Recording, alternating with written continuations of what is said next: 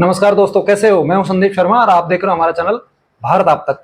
आज हम बात करेंगे, इलेक्शन मूड में देश है पूरा। चौथे चरण का चुनाव लगभग शुरू हो चुका है। ये जो है आप देख रहे हो कि भारतीय जनता पार्टी का एक नारा था, अब की बार 400 पार। क्या आपको लगता है कि अब की बार 400 पार हो सकती है? एनडीए 370 भारतीय जनता पार्टी और एनडीए की 400 प्लस सीटों का जो दावा किया जा रहा है, हम उसका विश्लेषण करेंगे कि क्या वास्तव में 400 सीटों तक पहुंच सकते हैं या पहुंचने के लिए क्या क्या प्रयास कर सकते हैं, करना चाहिए, और कहां कहां उनकी कमजोर कड़ियां हैं और कहां वो स्ट्रांग कर सकते हैं, अच्छा कर सकते हैं, बेहतर कर सकते हैं। उस बारे में हम आपसे चर्चा करेंगे। सबसे पहले तो आपसे अपील करूंगा, अगर आप हमारे चैनल पर नए हैं तो कृपया करके चैनल को सब्सक्राइब का बटन दबाएं। इसमें कोई पैसा नहीं लगता आपका। सब्सक्राइब करें और उसको नोटिफिकेशन के लिए आप जैसे ही बेल पे दबाएंगे, घंटी पे दबाएंगे तो नीचे आएगा ऑल पे क्लिक करें, सब्सक्राइब करें, लाइक करें और शेयर जरूर करें। अब बात करेंगे भारतीय जनता पार्टी के 400 पार के नारे के बारे में।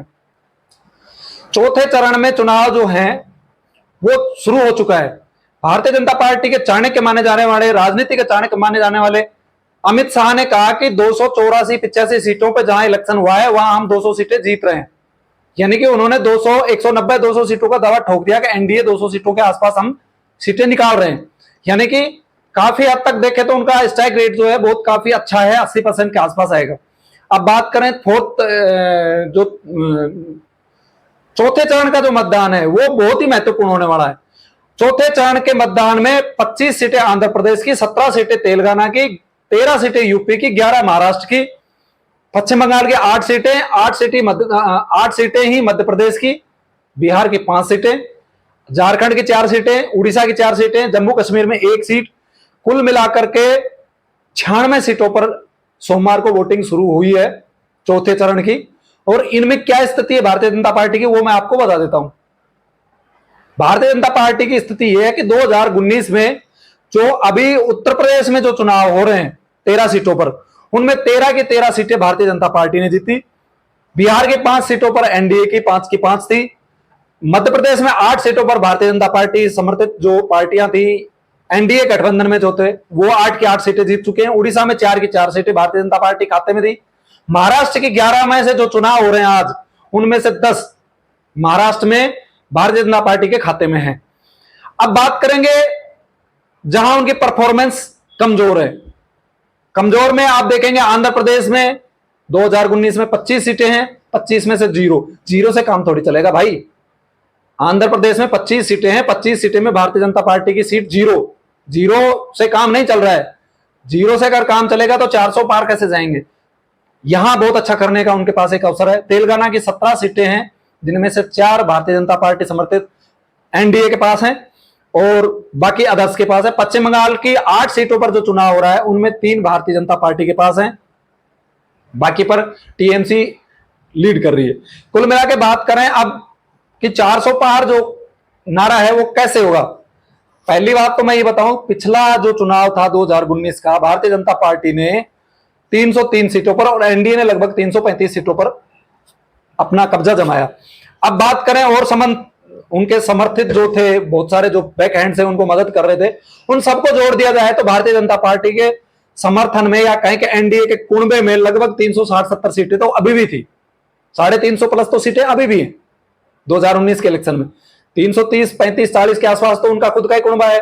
फिर बीजेडी जो है उड़ीसा की, वो कहीं ना कहीं भारतीय जनता पार्टी को सपोर्ट कर रही थी विधानसभा में भी, और लोकसभा आपके बीजेडी जो है वो कहीं ना कहीं संसद में उनका सपोर्ट कर रही थी। हर बिल पर भारतीय जनता पार्टी का सपोर्ट कर रही थी। तो इनका टोटल मिलाकर के आप बात करेंगे तो निश्चित रूप से भारतीय जनता पार्टी पहले भी 2019 की जो लोकसभा के सत्र था उसमें भी कहीं ना कहीं भारतीय जनता पार्टी 350, 360 के आसपास तो थी। अगर 400 के पास ये टोटल ऐसे मिलाकर के पहुंचते हैं तो कोई बड़ी बात नहीं होगी। लेकिन कैसे? मध्य प्रदेश बात करें, राजस्थान की बात करें, हरियाणा की बात करें, शायद हो सकता है दिल्ली की बात करें, ये जो बड़े राज्य हैं, 25 सीटें राजस्थान में हैं, मध्य प्रदेश में है, महाराष्ट्र में है, ये इनकी भारतीय जनता पार्टी की सबसे कमजोर कड़ियों में से एक है। राजस्थान में शायद अब की बार 25 से 25 क्लीन स्वीप ना कर पाए। संभावना है कि उनको 2-3 सीटों का नुकसान, 3 से 4 सीटों का अनुमान है कि भाई 2 से 5 सीट अदर्स के यहां जा सकती हैं। 20 से 22 सीटें भारतीय जनता पार्टी जीत सकती है। यही हाल मध्य प्रदेश में भी सारी की सारी सीटें भारतीय जनता पार्टी नहीं जीत रही है। वहां भी उनको डैमेज हो रहा है, उनको डेंट पड़ रहा है। महाराष्ट्र सबसे बुरी स्थिति है। महाराष्ट्र की बात करें तो आप देखोगे शिवसेना ए और शिवसेना बी उद्धव ठाकरे की, और आप बात करें एकनाथ शिंदे जी की, वो शिवसेना। इधर आप देखोगे तो चाचा और भतीजा एनसीपी, शरद पवार और अजित पवार, वो इधर भी हैं उधर भी हैं। बीजेपी के पास सीटें कितनी बची चुनाव लड़ने के लिए? वो बंटवारे में चली गई सीटें बहुत सारी। तो अब बताइए, एनसीपी को दे दिया, एनसीपी स्वतंत्र रूप से भी लड़ रही है।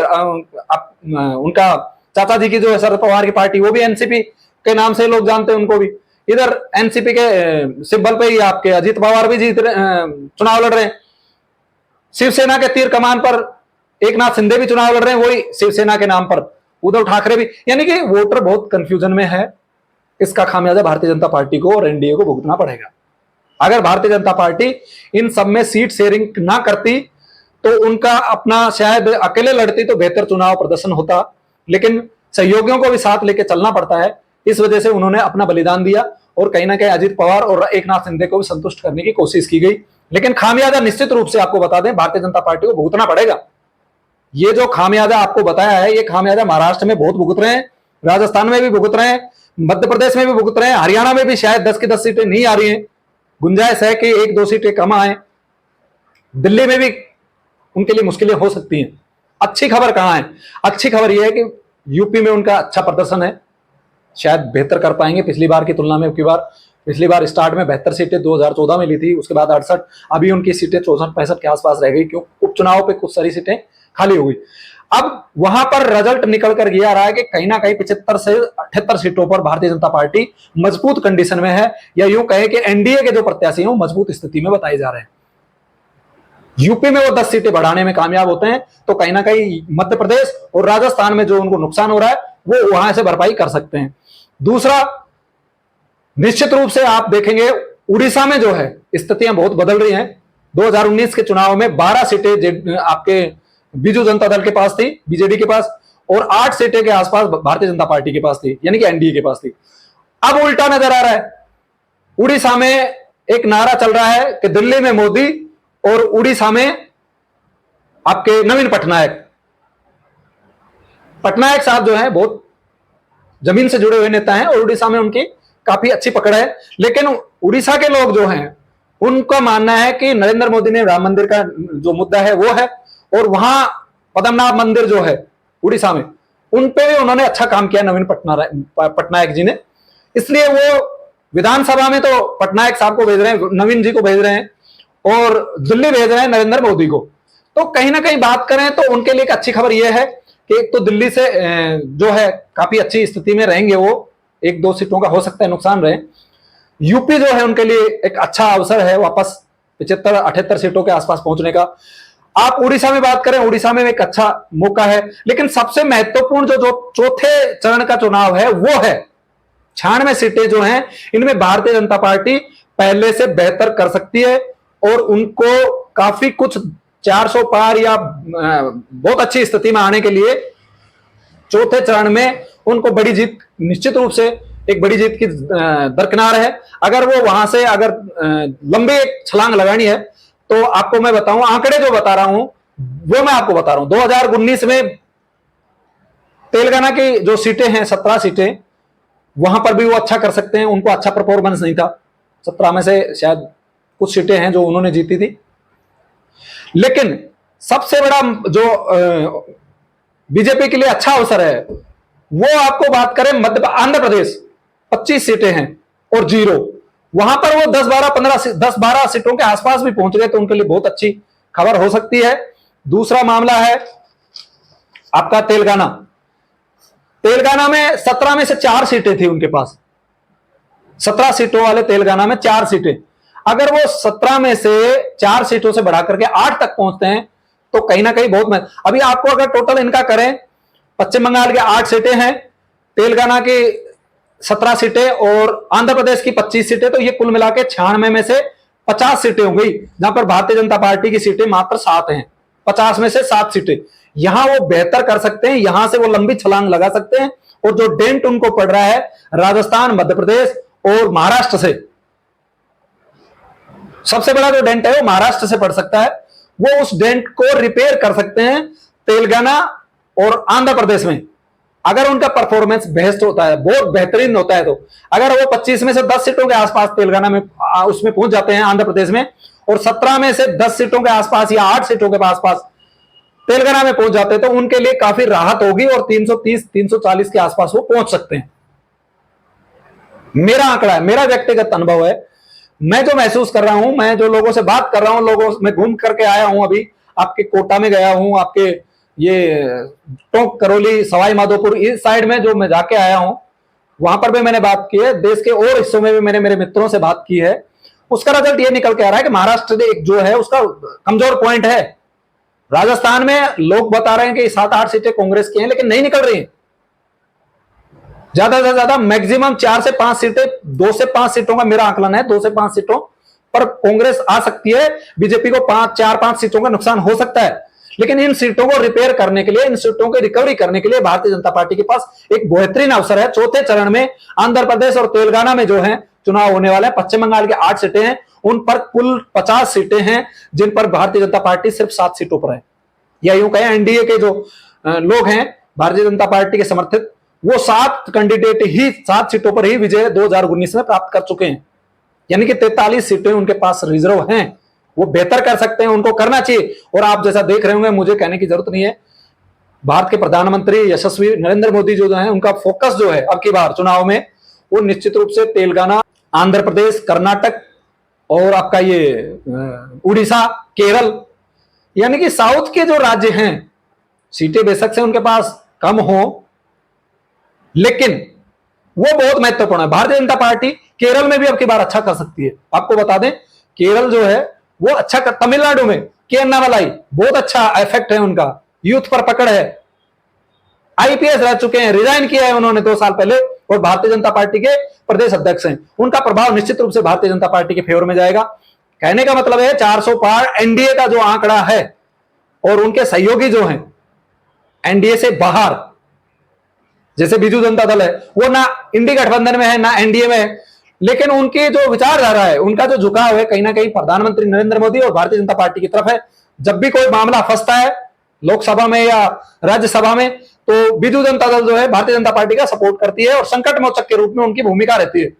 तो अन सबको मिला दिया जाए तो 400 पार के आसपास अगर वो जाना चाहते हैं, तो चौथे चरण का चुनाव भारतीय जनता पार्टी के लिए बहुत ही महत्वपूर्ण चुनाव है। उनको एक लंबी छलांग लगानी है। तो आपको 50 सीटें मैंने बताई, 25 सीटें आंध्र प्रदेश की, जीरो है उनकी, जीरो से काम नहीं चल रहा है, आपको परफॉर्म करना पड़ेगा। 10 सीटों के आसपास आपको फाइट करनी पड़ेगी।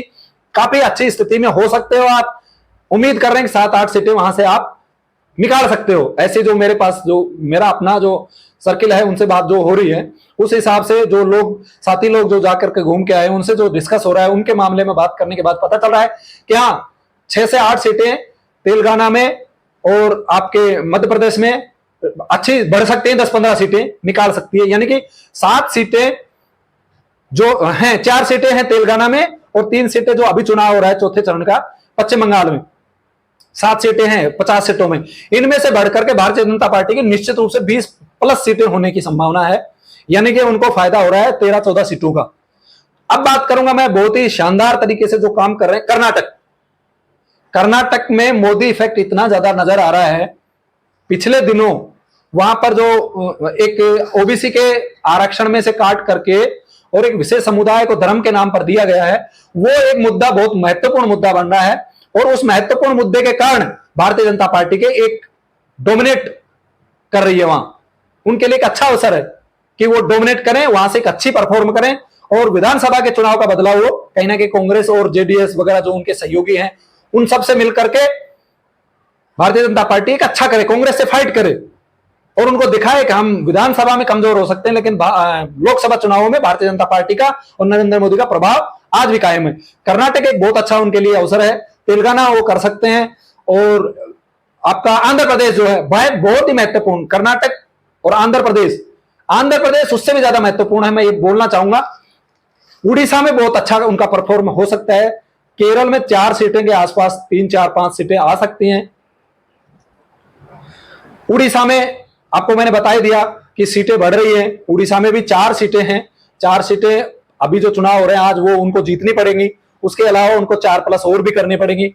उम्मीद है कि भारतीय जनता पार्टी जो पिछला 2019 का चुनाव था उससे बेहतर प्रदर्शन साउथ में करेगी।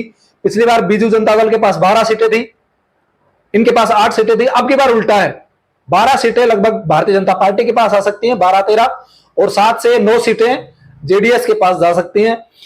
इसका मतलब यह है कि भारतीय जनता पार्टी के लिए 400 सीटों का जो आंकलन है, अगर उसको पार करना है, सीधी सीधी बात करें, घुमा फिरा कर ना करें, मोटा मोटा जो आंकड़ा है वो ये है कि अगर उनको 400 पार करना है तो निश्चित रूप से पिछले परफॉर्मेंस को दोहराना पड़ेगा भारतीय जनता पार्टी को, चाहे राजस्थान हो, मध्य प्रदेश हो, आपका ये क्या बोलते हैं, महाराष्ट्र हो, हरियाणा हो, और यूपी में बेहतर प्रदर्शन पहले से करना पड़ेगा। 2014 वाला उनको परफॉर्म करना पड़ेगा।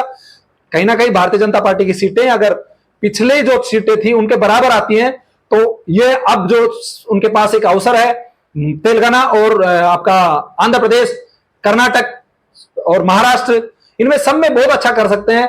विशेष रूप से मैं फोकस करूंगा आंध्र प्रदेश 25 सीटें हैं, जीरो से काम नहीं चल रहा है। तेलंगाना है 17 सीटों पर 4 है, 4 से काम नहीं चल रहा है, यहां आपको बढ़ानी पड़ेगी, 12-13 सीटें करनी पड़ेगी, मेहनत करनी पड़ेगी।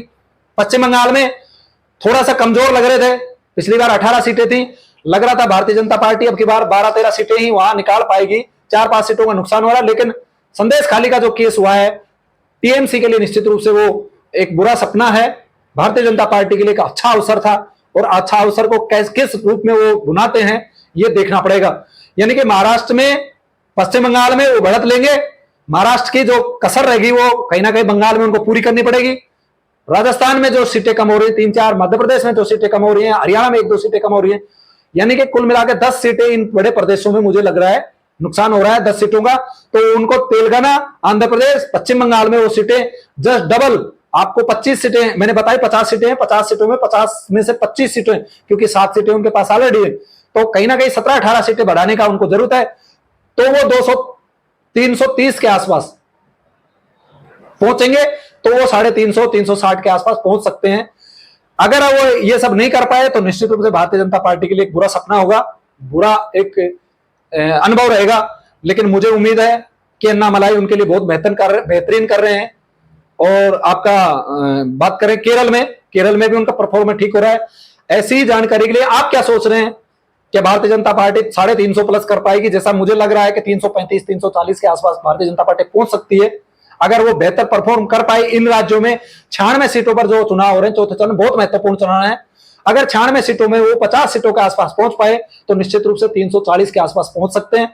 अगर यहां परफॉर्मेंस डाउन हुआ तो 300 के आसपास रुक सकते हैं, 300 से नीचे भी आ सकते हैं गड़ा, अगर परफॉर्मेंस उनका कमजोर रहा। लेकिन उम्मीद यह है कि 330-335 के आसपास सीटें भारतीय जनता पार्टी जीत सकती है राजस्थान में और मध्य प्रदेश में। इनमें परफॉर्मेंस को सुधारना पड़ेगा। हालांकि चुनाव हो चुके हैं, राजस्थान में खत्म हो चुका है चुनाव, 2 चरणों में था, 19 और 26 को अप्रैल को वो हो चुका है। लेकिन बचे हुए जो सीटें हैं उन पर उनको बेहतरीन परफॉर्मेंस करना पड़ेगा। आप क्या सोचते हैं, भारतीय जनता पार्टी 400 के आसपास पहुंच रही है एनडीए या नहीं पहुंच रही है? कांग्रेस कितना जीत रही है? कांग्रेस के लिए क्या एक अवसर हो सकता है? वो सारा आप हमें कमेंट करके जरूर बताएं। तब तक के लिए जय हिंद, जय भारत।